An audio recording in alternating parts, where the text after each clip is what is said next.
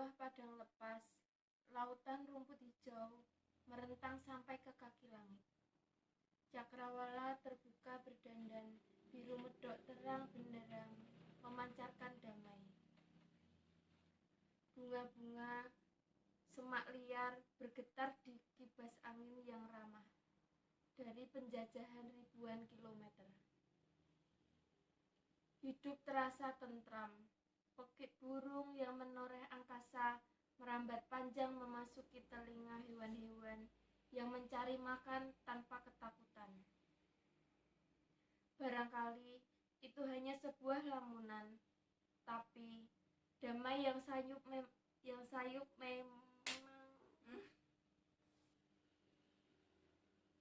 Barangkali itu hanya sebuah lamunan, tapi damai yang sayup memang meletupkan keindahan untuk meredam cemas yang kian hari tambah gila.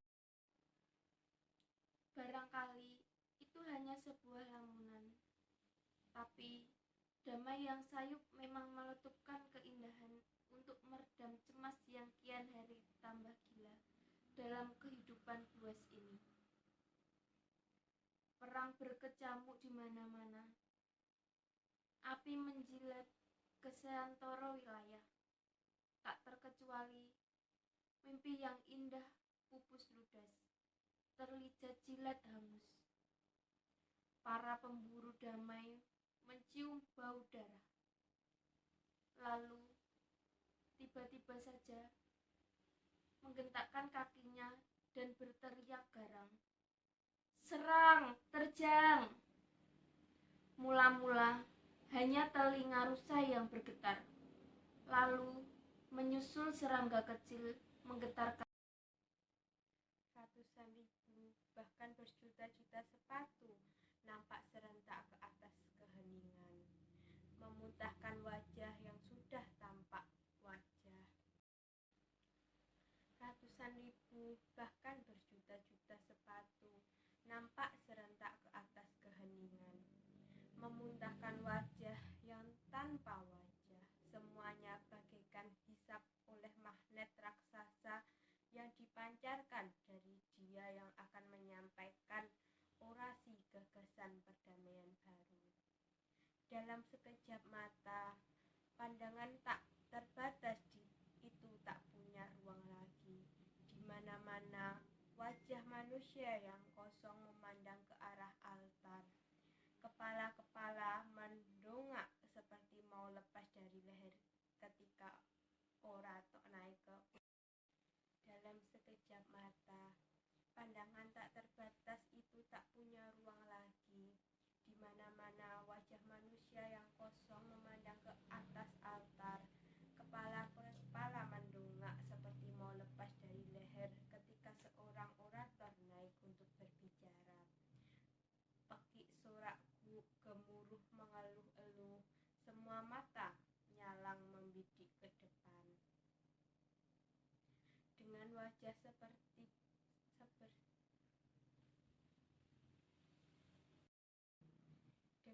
sebersih bocah, nyaris tanpa dosa.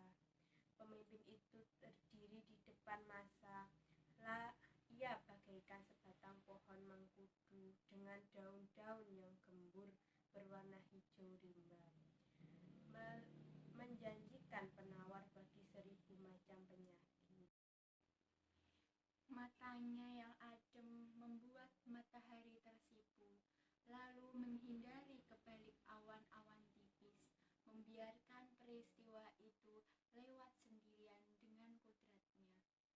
Ketika pemimpin itu mengangkat tangannya, seluruh padang mendadak mati. Tak ada lagi yang berani bertepuk dan berbicara, bahkan nafas pun ditahan, takut mengganggu ucapannya. Hari ini kita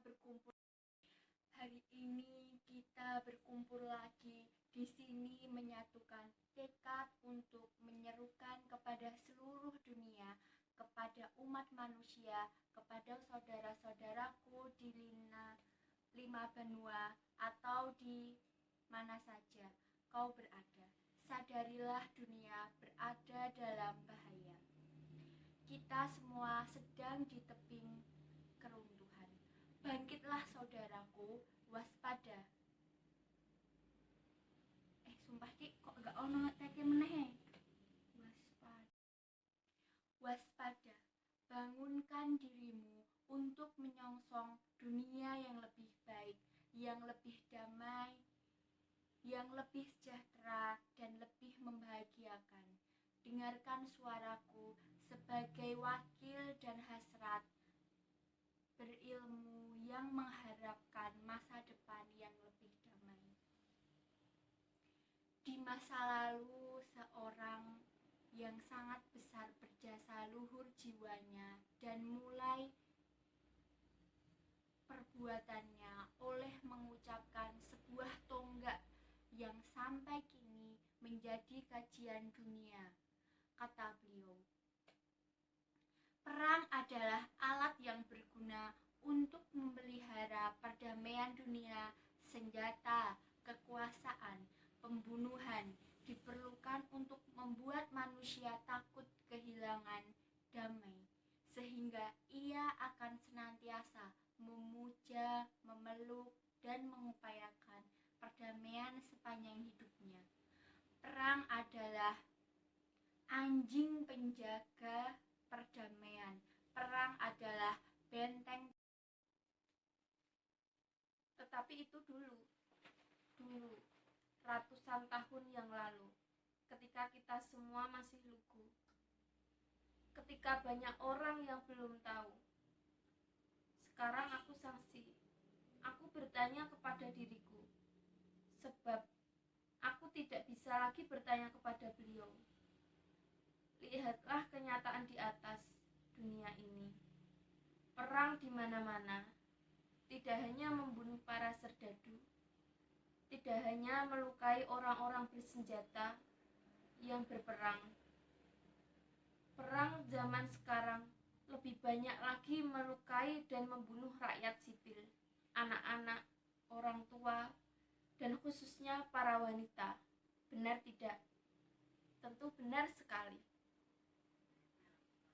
Seandainya beliau, tokoh sejarah dunia yang besar itu, sempat melihat betapa buasnya perang, betapa ganas, brutal, biadabnya pertempuran, aku yakin beliau tidak akan sampai hati mengucapkan apa yang harus digariskan dan menjadi panutan manusia untuk membenarkan peperangan sampai sekarang.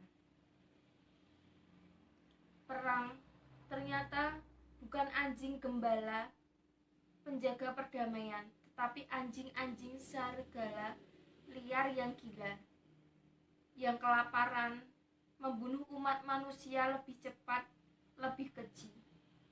Perang adalah binatang liar yang menghancurkan perdamaian.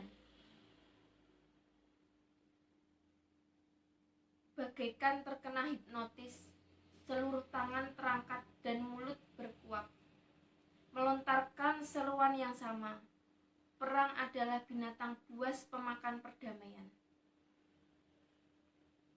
Pemimpin itu menarik napas dalam.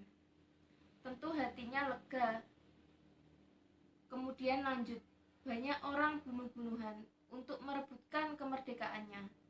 Banyak orang berkelahi untuk menegakkan keadilan, membela kebenaran agar mencapai kesetaraan di masa depan yang lebih baik.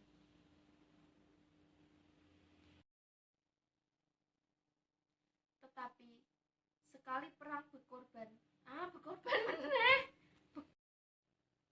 Tetapi sekali perang berkobar, dia akan menjadi mesin buas yang tidak puas hanya membunuh.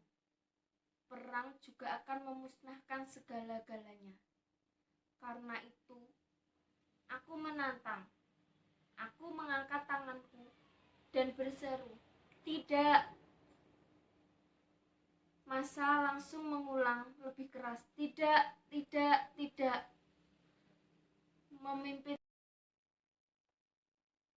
itu mengangkat tangan kembali, tapi tetap saja masih ada orang-orang di sekitar kita yang dengan pongah mengatakan bahwa perang dan damai adalah dua wajah di satu mata uang.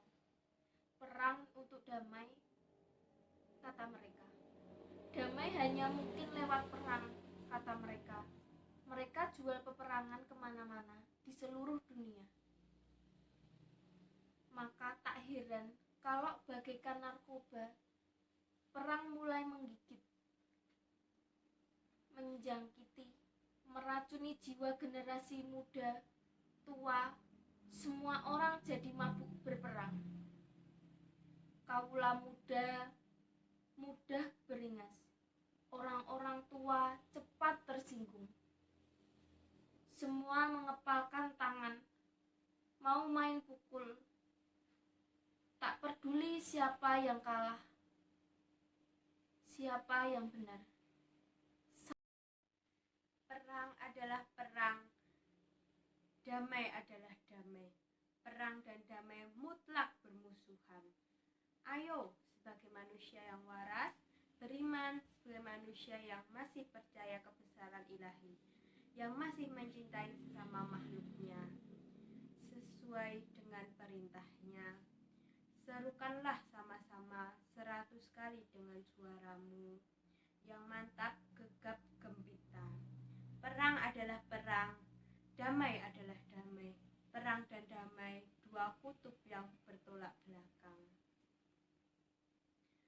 Masa serentak berkoar. Perang adalah perang, damai adalah damai. Perang dan damai, dua kutub yang bertolak belakang. 100 kalian. Pada seruan yang ke-9, pemimpin itu menarik napas lega, lalu mengangkat tangannya, membungkang suara. Kembali lautan padang hijau itu hening sepi, semua menanti. Tetapi tetap ketika tercipta lorong sunyi itu, tiba-tiba terdengar ucapan seorang anak.